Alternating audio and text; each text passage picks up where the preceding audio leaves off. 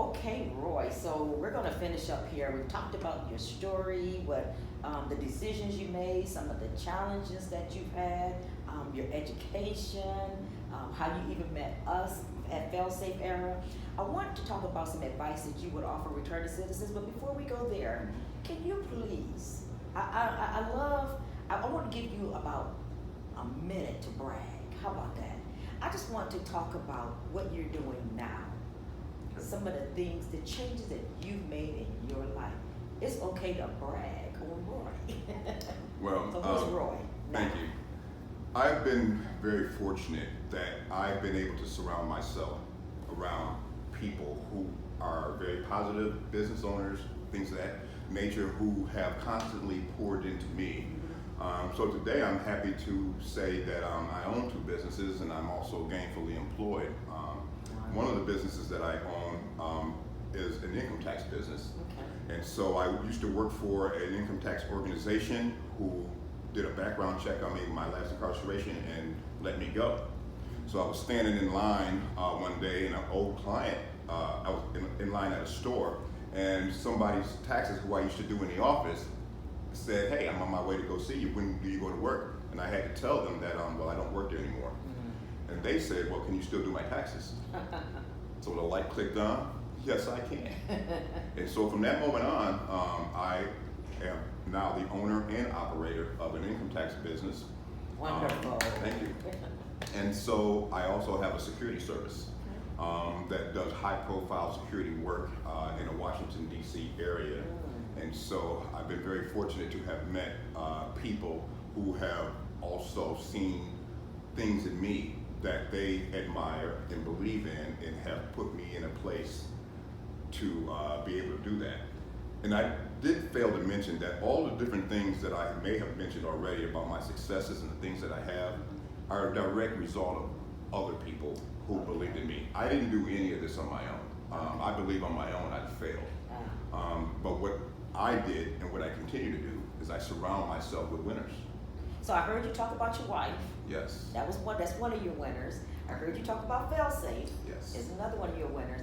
Who is, if you have to name one other person who have made such a, and I know it's going to probably be hard to pick out one person out of many who have made a difference in your life, but if you had to name one other person, who would you say that if it had not been for that person, you don't know if you would have made it? That's actually rather simple because that particular person, not only, I met this person while I was incarcerated. Okay. They came in to do Bible study, and I was chasing God in a way that was, many people looked at, thought I was insane. 7 days a week, every day, all day, whenever there was a Bible study, I was there. Oftentimes I'd be the only one there. So this guy comes in, his name is Jerry DePasquale.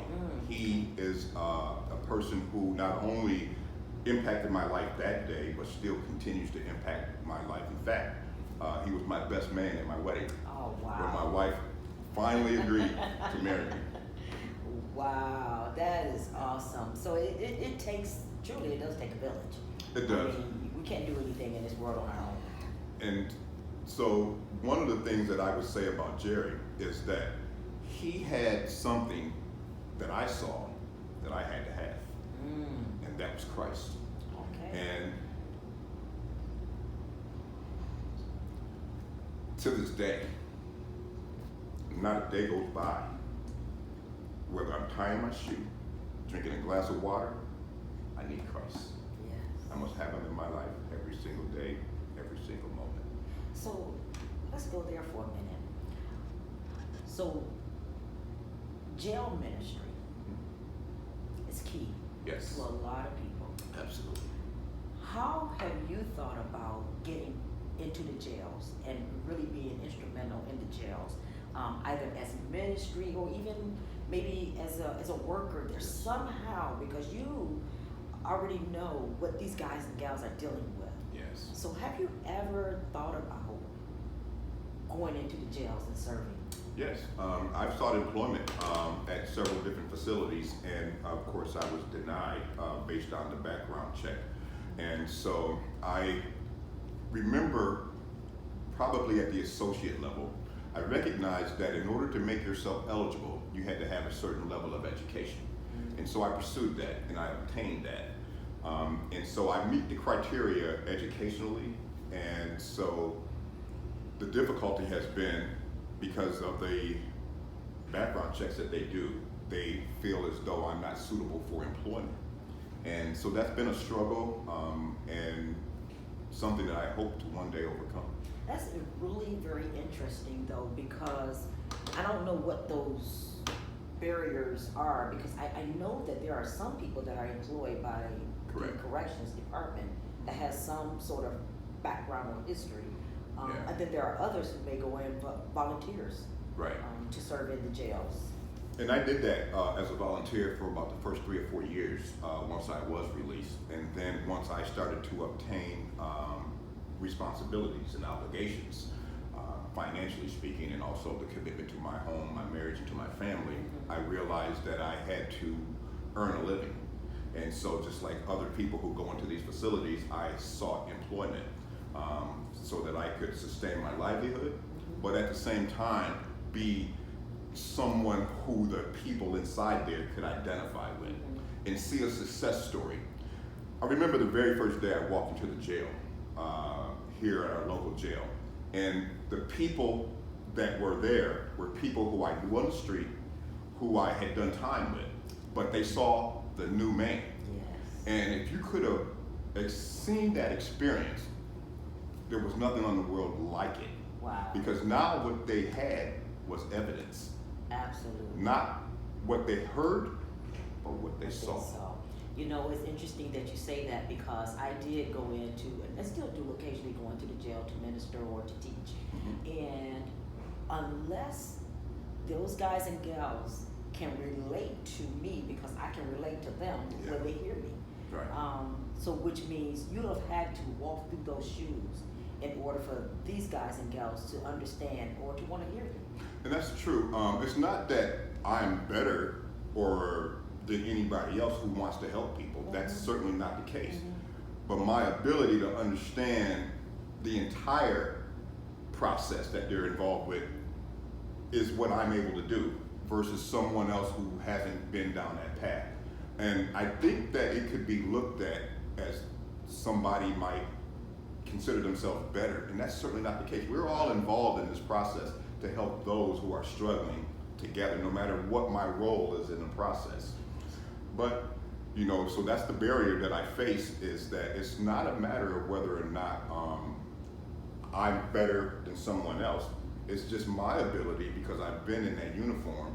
In fact, I remember sitting in the exact same chair that many people were sitting in when I came into the jail to be of service. So in my mind, you will probably be one of the best candidates to really go back into the jail to make a difference, because ultimately it should be about rehabilitation. Correct. And that rehabilitation should start while they're still in the system. Correct. And who's a better person to help them to walk through the process than somebody who's been there? Okay, this has been wonderful, but what I want to end with is some advice that you would have for other returning citizens. I don't know if there would be one piece of advice, because this is an enormous process, but what I will say is to understand and expect that it's going to be difficult. Changing your perspective on what difficult means is the key. So what I have learned to do was to see difficult things as an opportunity and not as an obligation. And so the opportunity is I get to grow in character, my patience, my tolerance, and all of these different characteristics about who I am is increased as a direct result on how I handle the difficulty and the challenges. We've been conditioned in a society to look at things differently. And so I look at these challenges as two things happening. It'll either make you bitter or it'll make you better. And I choose the better. And so I welcome all the challenges in my life, because those are the things that actually made me. So when we're talking, do you care to be remembered for, so you know how you hear about that dash? Yeah. You beginning to end. That's right. So do you care to be remembered as Roy, the returning citizen, or Roy?